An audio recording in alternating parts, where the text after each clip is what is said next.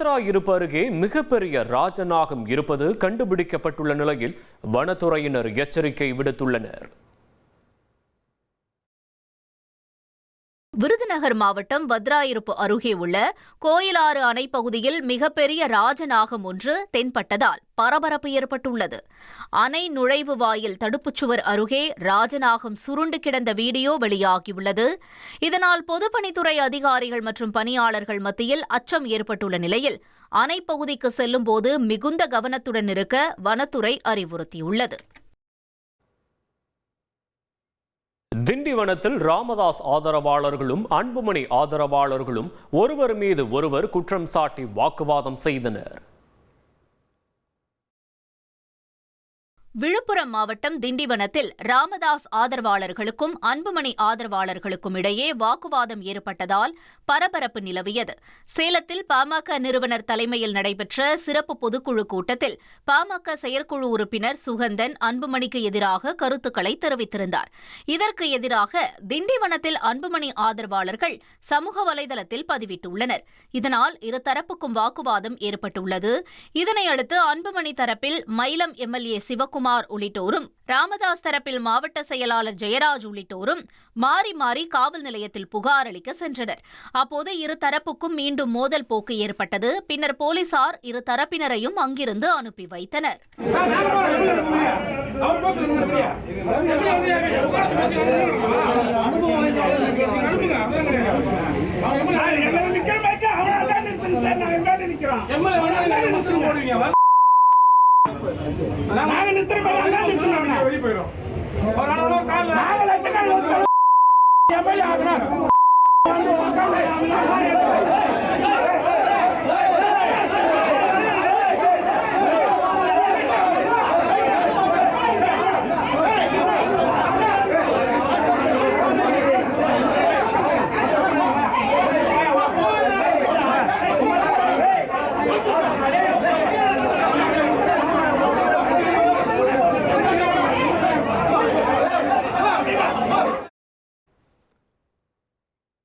உத்தரப்பிரதேசத்தில் வீட்டில் இருந்த சிலிண்டர் வெடித்து பயங்கர விபத்து ஏற்பட்டது.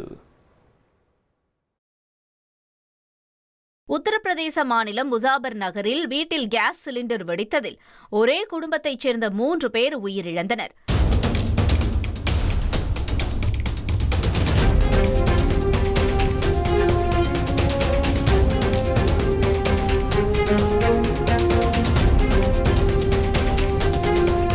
முசாபர் நகர் மண்டிகோட்வாலி பகுதியில் உள்ள குடியிருப்பில் இந்த சம்பவம் நடைபெற்றது.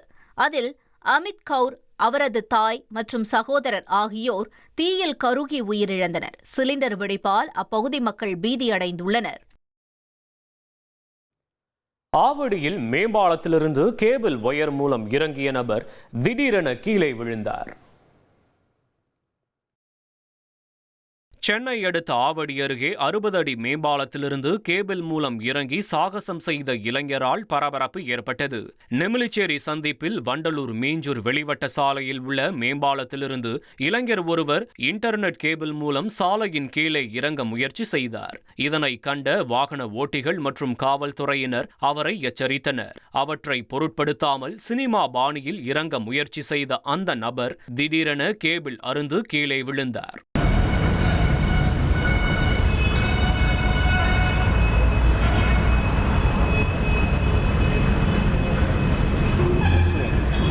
காயமடைந்த இளைஞர் மீட்கப்பட்ட நிலையில் அவர் மனநலம் பாதிக்கப்பட்டவரா அல்லது சாகசம் செய்ய நினைத்தாரா என போலீசார் விசாரணை மேற்கொண்டுள்ளனர். ஆரணியில் ஓட்டுநர் இல்லாமல் நகர்ந்த வேன் மோதி கூலி தொழிலாளி உயிரிழந்துள்ளார். திருவண்ணாமலை மாவட்டம் ஆரணியில் தானாக நகர்ந்து வந்த வேனை நிறுத்த முயன்ற கூலி தொழிலாளி உடல் நசுங்கி உயிரிழந்தது அதிர்ச்சியை ஏற்படுத்தியுள்ளது. மேட்டுக்குடிசை கிராமத்தைச் சேர்ந்த சிவலிங்கம் என்பவர் தான் வேலை பார்த்து வந்த குடோனை திறந்தபோது உள்ளே நின்று கொண்டிருந்த லோடு வேன் நகர்ந்து வந்தது. அக்கம்பக்கத்தில் இருந்தவர்கள் அதனை நிறுத்த முயன்றும் பலன் இல்லாமல் சிவலிங்கம் வேனின் முன்பு நின்று அதனை நிறுத்த முயன்றார். ஆனால் வேகமாக நகர்ந்து வந்த வேன் மோதியதில் மற்றொரு வாகனத்திற்கு இடையே இடையே சிக்கி உடல் நசுங்கி சிவலிங்கம் பரிதாபமாக உயிரிழந்தார். அதன் பதற வைக்கும் சிசிடிவி காட்சி வெளியாகி அதிர்ச்சியை ஏற்படுத்தியுள்ளது.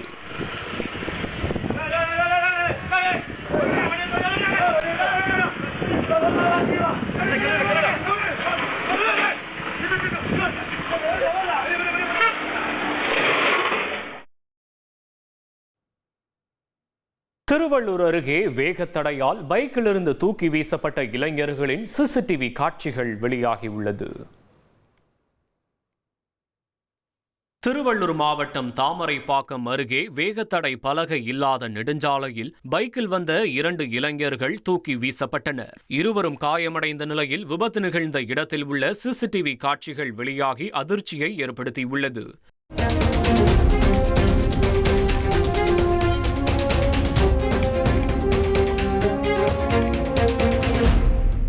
வேகத்தடை பலகை மற்றும் குறிப்பு அடையாளங்கள் இல்லாத இந்த நெடுஞ்சாலையில் தொடர்ந்து விபத்து நிகழ்வதாக அப்பகுதி மக்கள் குற்றம் சாட்டுகின்றனர்.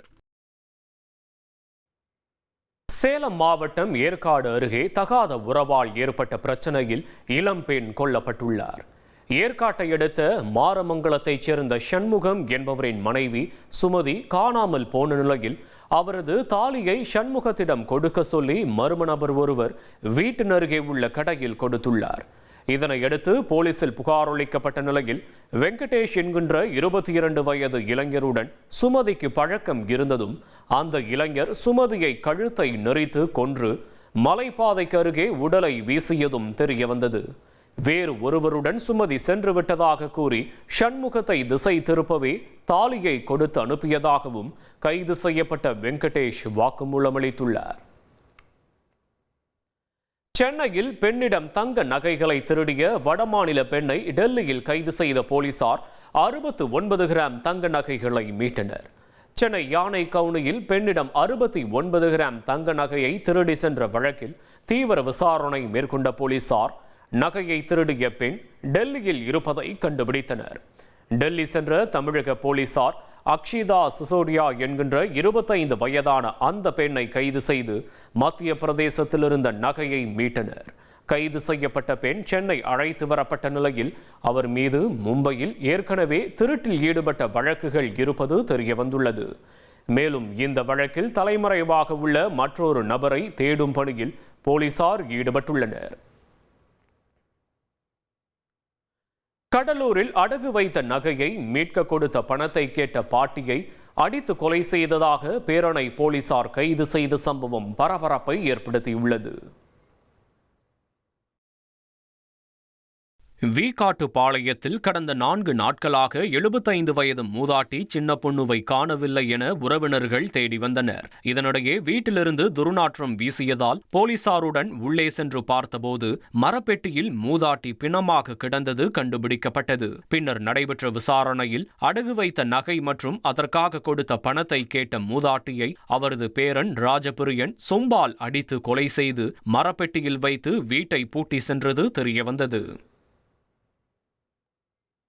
திருச்செந்தூர் அருகே அரசு வழக்கறிஞர் மர்மமான முறையில் உயிரிழந்தது குறித்து மகனிடம் விசாரணை நடைபெற்று வருகிறது. தூத்துக்குடி மாவட்டம் திருச்செந்தூர் அருகே அரசு வழக்கறிஞர் ஒருவர் தனது வீட்டின் கழிவறையில் மர்மமான முறையில் இறந்து கிடந்தது அதிர்ச்சியை ஏற்படுத்தியுள்ளது. ஆறுமுகநேரி காணியாளர் தெருவைச் சேர்ந்த கண்ணன் தூத்துக்குடி மாவட்ட கூடுதல் அரசு வழக்கறிஞராக பணியாற்றி வந்தார். இவர் தனது வீட்டின் கழிவறையில் மர்மமான முறையில் இறந்து கிடந்துள்ளார். அரசு வழக்கறிஞர் கண்ணனிடம் அடிக்கடி சண்டை போட்டு வந்த அவரது 16 வயது மகனிடம் ஆறுமுகநேரி போலீசார் விசாரித்து வருகின்றனர்.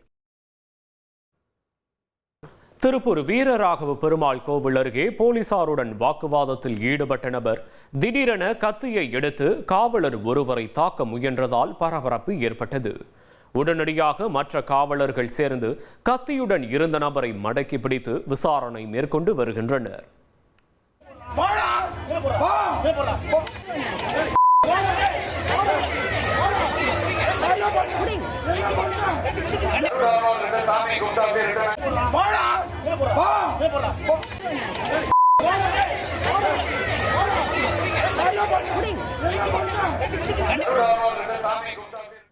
காஞ்சிபுரம் மாவட்டம் ஸ்ரீபெரும்புதூர் அருகே காங்கிரஸ் தலைவர் செல்வ பெருந்தகையை கோட்டூர் கிராம மக்கள் முற்றுகையிட்டதால் பரபரப்பு ஏற்பட்டது. அந்த தொகுதியின் சட்டமன்ற உறுப்பினரான அவரிடம் அடிப்படை வசதிகள் தொடர்பாக அடுக்கடுக்காக கேள்வி எழுப்பினர்.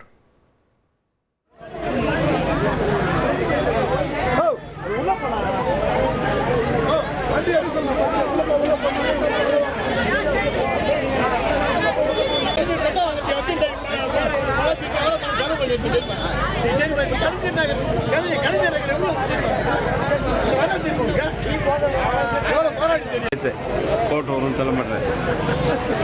அதே தான் நாங்களே கேட்டோம். அதனால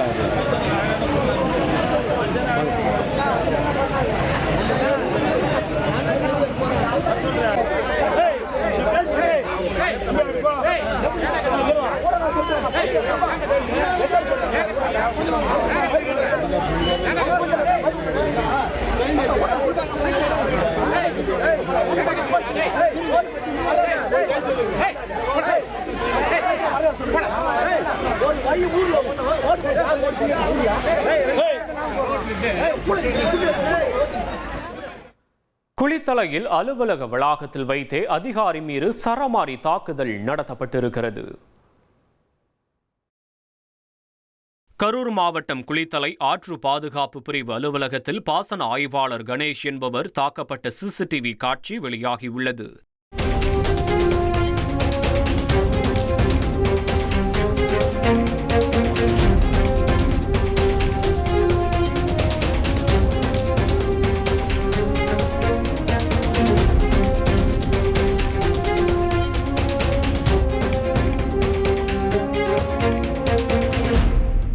இதையடுத்து நாகராஜ் என்பவர் நீர்வளத்துறைக்கு சொந்தமான இடத்தை ஆக்கிரமிக்க முயன்றதை பாசன ஆய்வாளர் தடுத்ததே இந்த தாக்குதல் நடக்க காரணம் என்று போலீசார் நடத்திய விசாரணையில் தெரியவந்துள்ளது. பூந்தமல்லியில் கடைகளின் பூட்டை உடைத்த மர்ம நபர்கள் சுப்பிரமணியபுரம் பாணியில் பொருட்களை திருடிச் சென்றனர். சென்னை அருகே பூந்தமல்லியில் மர்ம நபர்கள் அடுத்தடுத்து கடைகளின் பூட்டை உடைத்து திருடியுள்ளனர். அகரமேல் பகுதிக்கு நள்ளிரவில் சென்ற மர்ம நபர்கள் மளிகை கடை, காய்கறி கடை உள்ளிட்ட 4 கடைகளின் பூட்டை உடைத்து கைவரிசை காட்டினர். சுப்பிரமணியபுரம் திரைப்பட பாணியில் மளிகை கடைக்குள் புகுந்து செல்போன்கள், 5000 பணம் மற்றும் விற்பனைக்காக வைத்திருந்த 4000 ரூபாய் மதிப்புள்ள சிகரெட் பண்டல்கள், தின்பண்டங்களை திருடியுள்ளனர்.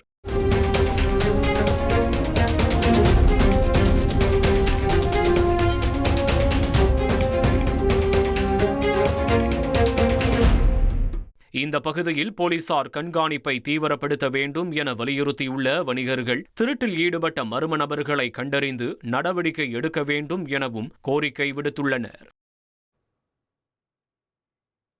தனது பெயர் தவறாக பயன்படுத்தப்படுவதாக பிரபல நடிகை குற்றம் சாட்டியுள்ளார். தனது பெயரை பயன்படுத்தி மோசடி முயற்சி நடைபெறுவதாக புரூஸ்லி நடிகை கிருத்தி கர்பந்தா ஆதங்கம் தெரிவித்துள்ளார். தமிழில் ஜி.வி. பிரகாஷின் புரூஸ்லி திரைப்படத்தில் கதாநாயகியாக நடித்தவர் கிருத்தி கர்பந்தா. இவரது பெயரை பயன்படுத்தி வாட்ஸ்ஆப்பில் கணக்கு தொடங்கிய மர்ம நபர் நடிகை கிருத்தி கர்பந்தாவுக்கு தெரிந்தவர்களை தொடர்பு கொண்டு ஏமாற்ற முயன்றதாக கூறப்படுகிறது. இதுகுறித்து ஸ்கிரீன்ஷாட்டை வெளியிட்ட நடிகை கிருத்தி கர்பந்தா எச்சரிக்கையாக இருக்குமாறு அறிவுறுத்தியுள்ளார்.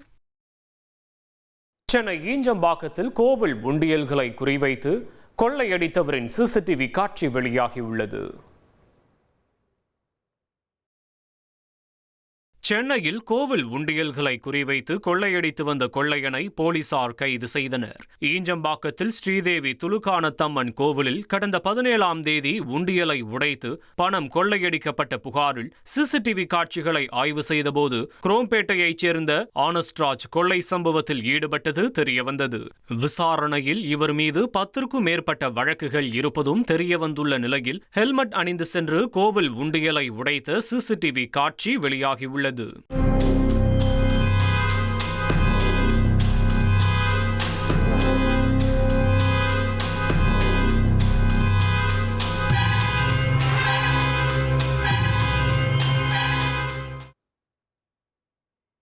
மத்திய பிரதேச மாநிலத்தில் நர்மதை ஆற்றங்கரையில் சிறுநீர் கழித்ததாக கூறி இளைஞர் தாக்கப்பட்டதாக புகார் அளிக்கப்பட்டுள்ளது. மத்திய பிரதேச மாநிலம் பருமன்காட் பகுதியில் நர்மதை ஆற்றங்கரையில் சிறுநீர் கழித்த இளைஞரை IAS அதிகாரி ஒருவர் சரமாரியாக அடித்து மிரட்டிய சம்பவம் பரபரப்பை ஏற்படுத்தியுள்ளது. அங்கு பொது கழிப்பறை இல்லாததை சுட்டிக்காட்டிய உள்ளூர் பூசாரியிடம் IAS அதிகாரி கஜேந்திரா நாகேஷ் வாக்குவாதத்தில் ஈடுபட்டார்.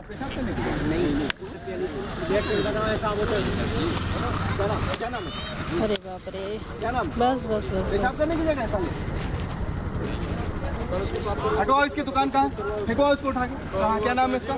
ये मेरे को दिखना नहीं चाहिए। एक महीने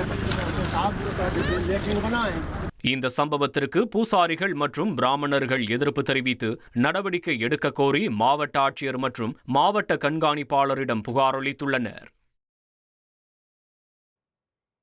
டீசலில் தண்ணீர் கலந்திருப்பதாக பிரபல தொகுப்பாளரான மாகாபா ஆனந்த் ஆதங்கத்துடன் பகிர்ந்த வீடியோ இணையத்தில் வேகமாக பரவி வருகிறது.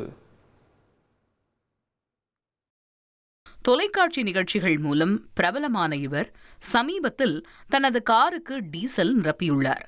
அந்த டீசலில் தண்ணீர் கலந்திருந்ததால் காரில் பழுது ஏற்பட்டதாக தெரிவித்துள்ளார்.